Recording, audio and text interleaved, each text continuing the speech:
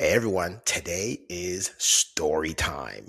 Now, for some of you, this might be a horror story as we will go into the details of Google Ads and lead gen accounts, specifically bid strategies.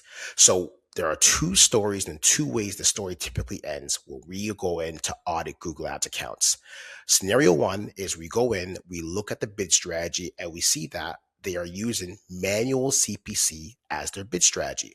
That can be a completely fine strategy, but we ask them, have you tested smart bidding?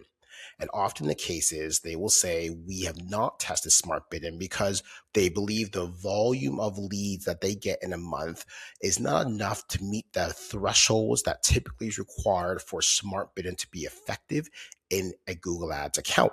We say, fair point, that does make sense, but have you tested micro conversions? And to that point, they realize that they have not tested micro conversions and that they have not taken that, they're giving themselves a chance to test smart bidding. If you're not familiar with micro conversions, I've made a separate video on this. Please feel free to look in the video notes and I'll put it down there. But the next scenario, and this is story number two, is we see a bid strategy in there of manual CPC. We ask the client, have you tested smart bidding? And they say, yeah, we have tested it, David, but honestly, it hasn't worked that well for us because we found that our lead quality or our lead volume didn't go up. And we just got a lot of leads, or we got a lot of downloads, or we might have gotten a lot of additional phone calls for businesses that don't want lots of phone calls, or we might have gotten some additional newsletter subscriptions, but we didn't get actually more leads or more qualified leads. And then we'll ask them, well, did you actually put values to your conversions? And they say, well, we didn't do that because we were using maximize conversions or tCPA. And we say, well, that's probably where the problem is because Google is going to treat the download of a resource as the same as a qualified lead that submitted a form, and it can't tell the difference between the two because you said let's just maximize conversions and given no values whatsoever. And for that reason, Google typically will default to the easiest option, which is to get more downloads. So in this video, I'm going to break down how we make this story become a happy ending. And the happy ending often is testing smart bidding with maximized conversion value or target ROAS, and letting your account have a chance to use smart bidding in a very efficient way and ways that we've been able to see stark differences in the accounts that we've managed. So stay tuned. I'll give you a little bit more insights. In order to calculate your conversion values, you're going to need to know three pieces of information. First and foremost, what are your lead stages?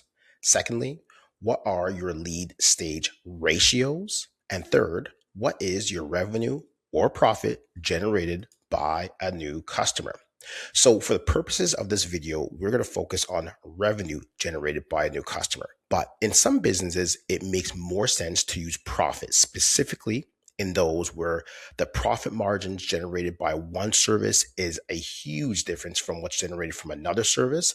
It might make more sense to use profit generated by a new customer instead of revenue generated by a new customer. But for this video, we're going to focus on just revenue. So to answer the first question, what are your lead stages? As an example, for a B2B business, these might be your lead stages: new customer, SQL, MQL, form fill, white paper download, and newsletter subscriber. You might have other fields such as opportunity, proposal. You got to know your own business and what your stages are, but we need to know what those stages might be.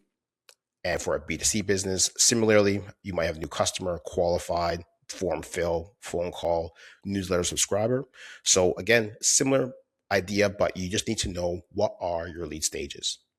Question number two, what are your lead stage ratios? And that essentially means when someone goes from one stage to the other, how many people go from one stage to another. So it might be a newsletter subscriber, a white paper download, a form fill. All of these percentages lead up to how many of them become an MQL. So 50% of form fills became an MQL, white papers, 10% become an MQL, newsletter subscribers, 5% become an MQL. Again, these are just examples.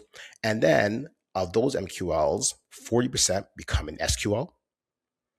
And then of those SQLs, 20% become a new customer.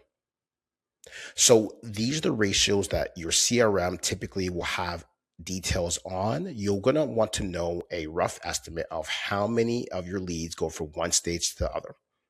For a B2C business, very similar idea. You just, again, sometimes there aren't as robust CRMs with some B2C businesses, but again, you want to at least have a ballpark. If you have 100 new leads that come in, how many of those leads actually lead to being qualified, and how many of those qualified leads actually close? You want to have a rough idea of those numbers. Even if they're imperfect, a rough idea is what is most important.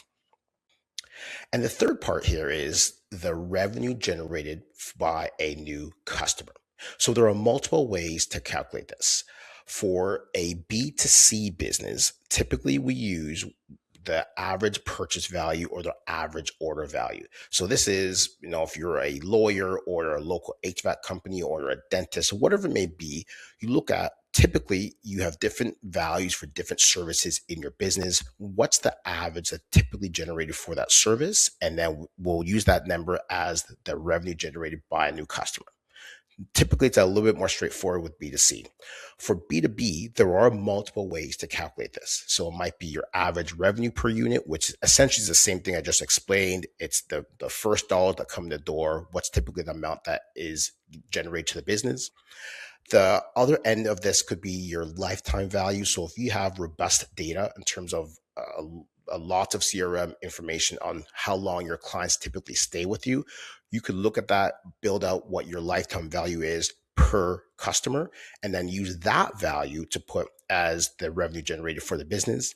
We typically find that for most businesses, somewhere in the middle is a better example. So we call that the annual contract value.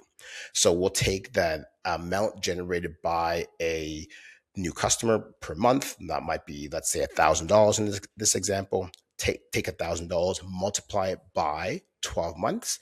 And now we have $12,000 as the revenue generated for the business. We'll take that $12,000 and we'll use that number at what we build off of to calculate our overall conversion values.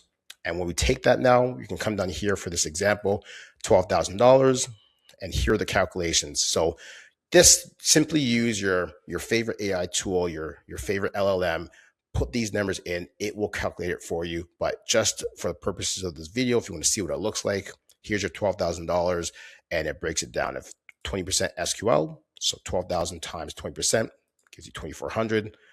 Then 2,400 times the 40% equals 960, and so on and so forth. It goes down to all the micro conversions as well as your form submissions. And B2C will be the exact same idea. So if you have $12,000 for a new customer, 30% of your qualified leads become new customers. So there's your value you put in for your qualified lead. And then all the way down to form fill, phone call, and newsletter subscribers. These are the various figures that you would put into Google Ads for those conversion values for these different conversion actions. You have to have offline conversion set up to have some of these built in. So SQLs or qualified leads, depending on the CRM you're using, you have to be able to have a way to track that data and send it back to Google Ads. So that's a separate conversation altogether. But at a high level, this is the breakdown of how you figure out the conversion values for each of your conversion actions within Google Ads. I hope you found this helpful. Please subscribe or like the video below. And if you have any questions, feel free to shoot us a note. We're happy to help. Take care.